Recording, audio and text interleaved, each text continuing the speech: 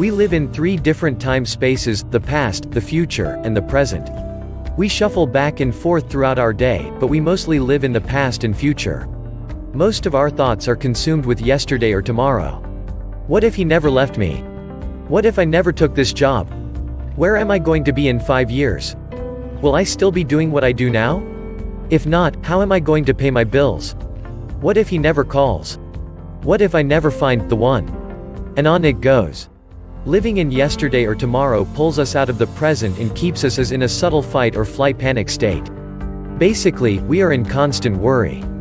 It creates a thin, or for some a thick blanket of anxiety. This anxiety keeps us at a lower frequency and prevents us from truly thriving. Okay, let's break it down like this. There are actually two kinds of time: healthy time and unhealthy time.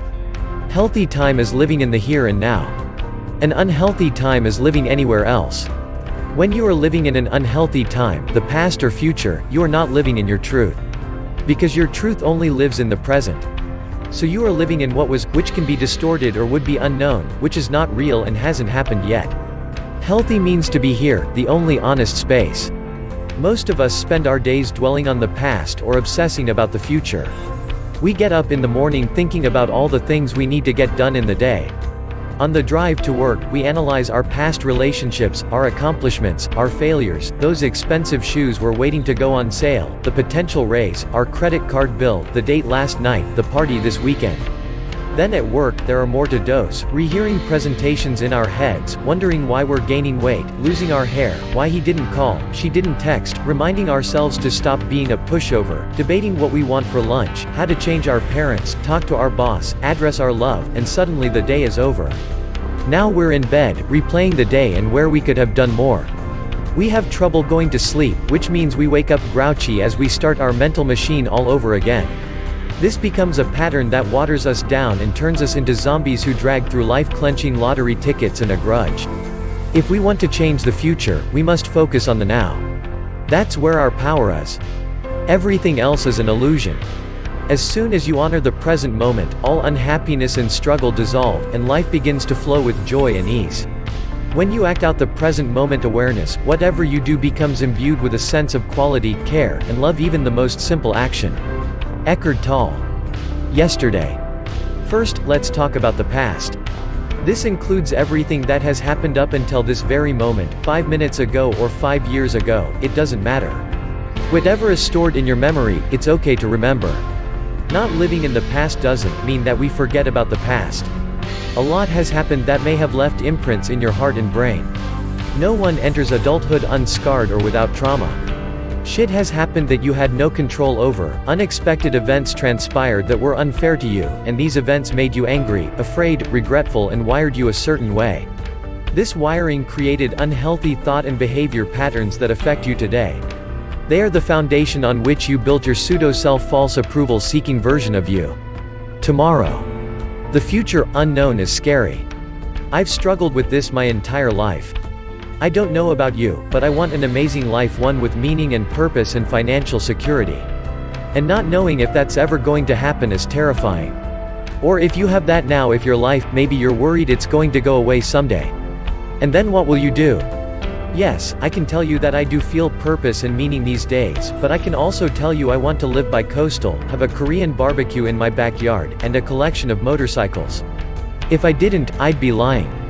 I could also tell you you have the power to create your own destiny and that you can make anything happen, but that would just be me being my pseudo-self, because that's what I believe a good life coach therapist is supposed to say and what you want to hear. The truth is, tragedies happen, people die of cancer, addiction, get hit by cars, shot at. Well, you know. You live on Earth. There are legitimate things to worry about. We have to learn to stay positive and empowered and at peace with ourselves, and that's not easy. But we can live a certain way that facilitates good stuff to happen, where we attract good things, healthy people. Yes, there will be tragic events and shitty days, but we don't have to be crushed by them. Instead, we can see them differently. They can become opportunities for learning and growth that make us wiser and stronger. So it's not about making things happen. It's about being in a state where we get out of our own way and allow our gifts to shine. That's when we get unstuck. That's when good things happen and we can start to build happy, The beginning of this process starts with living in a healthy time. The power for creating a better future is contained in the present moment. You create a good future by creating a good present. Eckhart Tolle. Today. One way to stay in healthy time and swipe your past-dwelling future-tripping state clean is to practice gratitude. Before you roll your eyes, let me tell you my story with gratitude. I always thought that gratitude was a wellness buzzword until I started to practice it. That's what separates the eye rollers, and used to be one of them, from the believers. What does it mean to practice gratitude? Practicing gratitude doesn't mean that you're grateful only when good things happen. That's easy and non-effective. By that definition, most of us practice gratitude at least 3 times a year: Thanksgiving, Christmas, and our birthdays. But let's look at that. Really? Take those 3 days when most of us are honestly grateful. What does that really feel like? How stressed are you on Christmas? And I'm not talking about the stress of the holiday. I'm talking about when things have settled and you're sipping eggnog and opening presents with the people you love. How angry are you when you're saying everything you're truly thankful for during Thanksgiving?